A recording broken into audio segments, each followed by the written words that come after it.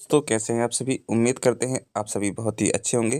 तो आउटसोर्सिंग, अस्थायी, दैनिक वेतनभोगी, ठेका कर्मचारियों को लेकर कोई भी अपडेट होती है, हम चैनल के माध्यम से सबसे पहले आप तक पहुंचाते हैं। तो दोस्तों आज बात कर लेते हैं यूपी की, जहां पर आउटसोर्स निगम यानी यूपीसीओएस बनाया जा रहा है। उसको लेकर के आदेश भी जारी हो चुके हैं, समिति भी गठित हो चुकी है। लेकिन उस समिति में काफ़ी कमियाँ जो है अब समझ में आ रही हैं। जैसा कि आदरणीय मंत्री यानी आदरणीय मुख्यमंत्री योगी आदित्यनाथ जी ने घोषणा करी थी कि हम आउटसोर्स कंपनियां बाहर करेंगे और सीधा पेमेंट विभाग से देंगे। तो दोस्तों इसी को लेकर के पूरी अपडेट इस वीडियो में देने वाले हैं कि भाई आउटसोर्स कर्मचारियों के साथ जो कंपनियां थीं वो बाहर होंगी या नहीं होंगी। तो इसी के संबंध में पूरी अपडेट है। दोस्तों चैनल पर नए हैं, चैनल को सब्सक्राइब जरूर करिएगा। तो यहाँ पर संविदा स्वास्थ्य आउटसोर्सिंग कर्मचारियों का संगठन है, उन्होंने यहाँ पर आरोप लगाए हैं। ये देखिए हम आपको बता दें, मुख्यमंत्री की घोषणा के अनुरूप नहीं गठित हो रहा आउटसोर्स निगम।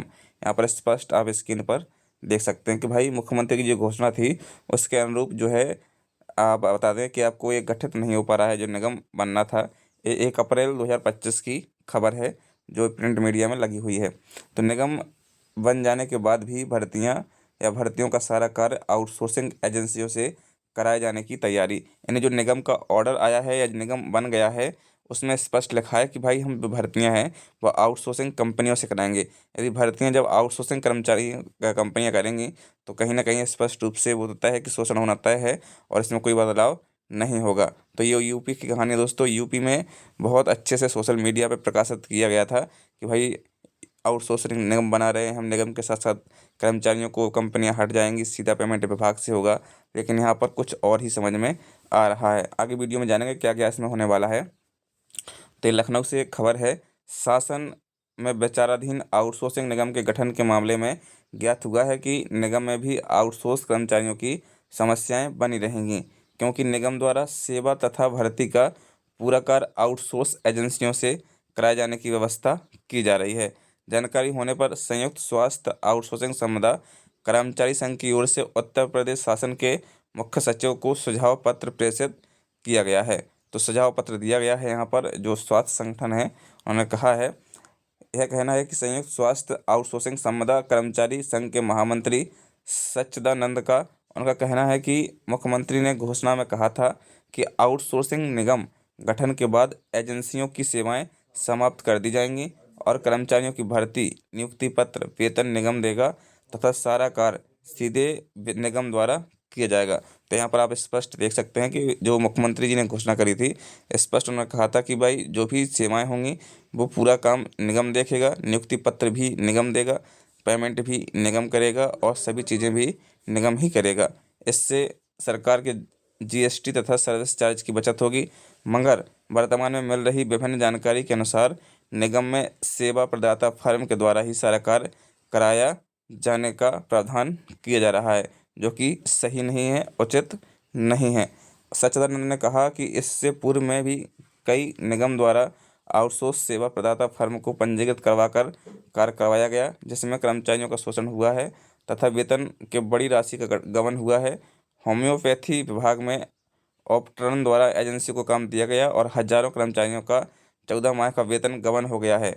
ऐसे कई मामले पहले हो चुके हैं। निगम का गठन घोषणा के अनुरूप हो, अन्यथा निगम की कोई आवश्यकता नहीं है।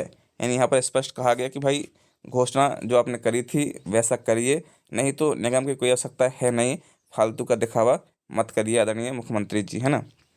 उन्होंने कहा, अगर आउटसोर्स कर्मचारियों का शोषण और उत्पीड़न सही मायने में रोकना है तो सरकार को एजेंसियों का अनुबंध समाप्त करते हुए कर्मचारियों की सेवाएं सीधे निगम द्वारा लिए जाने की व्यवस्था करनी चाहिए। शासन को भेजे गए प्रस्ताव में प्रदेश महामंत्री सच्चिदानंद मिश्रा ने मांग की है कि कर्मचारियों की नियुक्ति एवं वेतन भुगतान सीधे विभाग या निगम द्वारा किया जाए।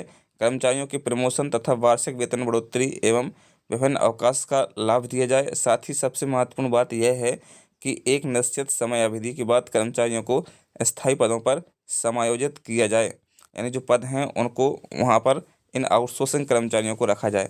चिकित्सा शिक्षा विभाग में कमेटी द्वारा निर्धारित वेतनमान को भी शामिल किया जाए और साथ ही कर्मचारियों की सेवाओं के अनुरूप समय समय पर उनको प्रोत्साहन राशि एवं बोनस प्रदान किया जाए। उन्होंने बताया कि इस मामले को लेकर शासन को पत्र भेजा गया है।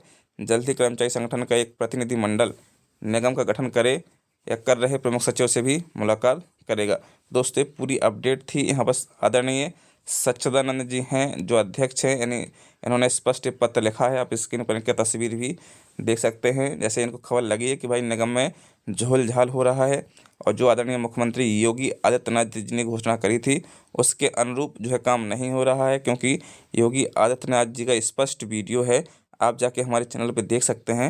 उन्होंने स्पष्ट कहा था कि भाई जो हम आउटसोर्सिंग कर्मचारियाँ समाप्त करेंगे, आउटसोर्सिंग कर्मचारियों को नियुक्ति पत्र निगम देगा, आउटसोर्सिंग कर्मचारियों को पेमेंट भी निगम ही करेगा।